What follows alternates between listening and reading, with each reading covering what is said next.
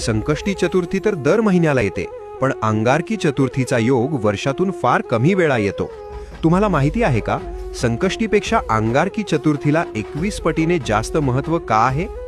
जेव्हा संकष्टी चतुर्थी मंगळवारी येते तेव्हाच तिला अंगारकी म्हटले जाते. याचे कारण पुराणात आहे.